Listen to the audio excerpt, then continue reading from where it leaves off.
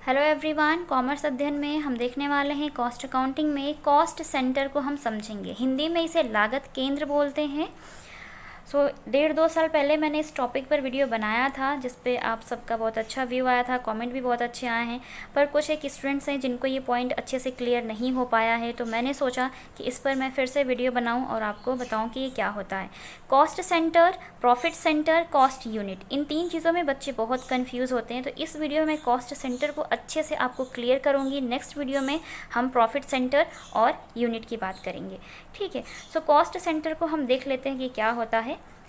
A place, person or equipment for which the cost is to be determined and which is used for the purpose of cost control. It is called cost center. Okay तो होता क्या है कि आप cost centre किस किस के आधार पर कर सकते हैं, किस किस को कॉस्ट सेंटर मानेंगे, कब, किन कंडीशंस में। अगर किसी प्लेस या लोकेशन पर पैसे खर्च किए जा रहे हैं तो वो प्लेस या लोकेशन क्या हो जाएगा, आपका कॉस्ट सेंटर पॉइंट होगा। किसी पर्सन की पर्सनालिटी को बिल्ड करने पर उस पर पैसे खर्च किए जा रहे हैं तो वो पर्सन क्या होंगे, कॉस्ट सेंटर पॉइंट होंगे यहाँ पर। ओके, कोई इक्विपमेंट में बहुत सारी चीज़ें आ जाती हैं। जो भी चीज़ें आप अपने प्रोडक्शन के लिए या बिज़नेस में यूज़ करते हैं, जैसे कि कोई मशीनरी है, फर्नीचर है, ठीक है। तो अगर उन मशीनरीज़ का यूज़ हो रहा है यहाँ पर, तो उन मशीनरी पर कितना खर्च आ रहा है, क्योंकि एक मशीनरी को लंबे टाइम तक यूज़ करने के लिए आप उसकी मेंटेनेंस करवाते हैं, अच्छा लुब्रिकेंट ऑयल चाहिए होता है उसको चलाने के लिए, ठीक है। तो यहाँ पर वो मशीनरी आ जाएंगी। तो आप क्या करते हैं, उसकी कॉस्ट को यहाँ पर निर्धारित करते हैं और कभी कभी जब कॉस्ट बहुत ज़्यादा आती है तो आप उसको कंट्रोल भी करते हैं, ठीक है। सपोज़ जैसे कि मान लीजिए कोई प्रोडक्शन का काम आप कर रहे हैं, कोई भी एक प्रोडक्ट बनाते हैं, ठीक है। तो यहाँ पर वो प्रोडक्ट क्या होगा, कॉस्ट सेंटर होगा, ठीक है। प्रोडक्ट का क्या होगा, सेंटर प्रोडक्ट ही होगा। अब उस प्रोडक्ट की पूरी कॉस्ट जाननी है कि उस पूरे प्रोडक्ट को बनाने के लिए उस प्रोडक्शन काम पर कितनी कॉस्ट आई है, मीन्स कितने पैसे आपने खर्च किए हैं, ठीक है ना। तो आप आसानी से जान सकते हैं कि कितनी ज़्यादा कॉस्ट आई है। तो अगर आपको कॉस्ट को कंट्रोल करना है या डिटरमिन करना है कि कॉस्ट कितनी ज़्यादा होगी या आ सकती है, तो आप उस प्रोडक्ट को चेक करेंगे ना कि उस प्रोडक्ट पर जब आपने प्रोडक्शन किया था, उसका प्रोडक्शन आप जब कर रहे हैं तो उस पर कितनी कॉस्ट आ रही है। अगर कॉस्ट बहुत ज़्यादा आ रही है और क्वालिटी भी उसकी अच्छी है, आप कॉस्ट को कंट्रोल कर सकते हैं कॉस्ट सेंटर पॉइंट को ध्यान में रखते हुए। तो जो प्रोडक्ट होगा वही प्रोडक्ट अपनी कॉस्ट का कॉस्ट सेंटर होता है, क्योंकि चेंजेस किस में करने हैं, कॉस्ट कंट्रोल किसकी करनी है, उस प्रोडक्ट की कॉस्ट को कंट्रोल करना है, ठीक है। तो आप प्रोडक्ट को ध्यान देंगे कि उस प्रोडक्ट पर कितनी कॉस्ट आई है, तो उस प्रोडक्ट की कॉस्ट ही उसका कॉस्ट सेंटर हो जाता है, ठीक है। अब मान लीजिए कोई पर्सन है, हम लोग खुद को बनाने के लिए भी बहुत सारी स्किल्स सीखते हैं, ठीक है। इंग्लिश स्पीकिंग कोर्स करते हैं, पर्सनालिटी डेवलपमेंट कोर्स करते हैं, बहुत सारी अलग अलग टाइप्स के स्किल्स होते हैं जिसको हम सीखते हैं, ठीक है। तो उसमें पैसे खर्च होते हैं, ठीक।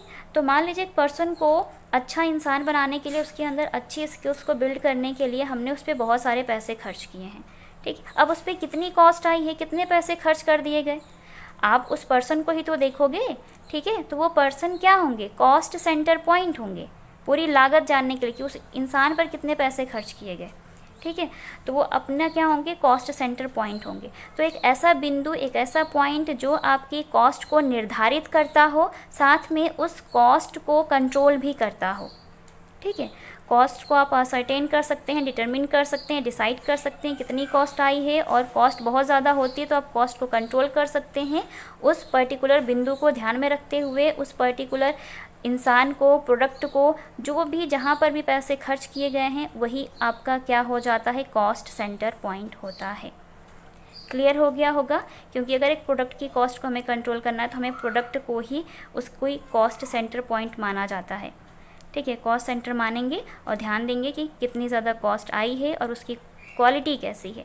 तो क्वालिटी के साथ बिना कोई छेड़छाड़ किए हम क्या करेंगे, उस कॉस्ट को कॉस्ट सेंटर के आधार पर रखते हुए कंट्रोल करते हैं, ठीक है।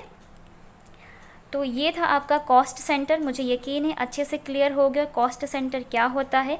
जहाँ पर भी हम पैसे खर्च करते हैं, ठीक है, उसकी पूरी लागत जानने के लिए हम कॉस्ट सेंटर, वही पॉइंट होगा, वही चीज़ होगी, ठीक है। चाहे वो पर्सन्स हो, चाहे कोई पर्सन है, चाहे कोई प्रोडक्ट है, चाहे कोई सर्विस है या कोई प्रोसेस है।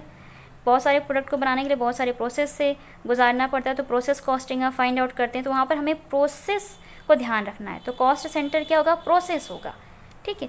प्रोडक्ट कॉस्ट जाननी है तो प्रोडक्ट क्या है? कॉस्ट सेंटर पॉइंट होगा, प्रोडक्ट की जो कॉस्ट होगी।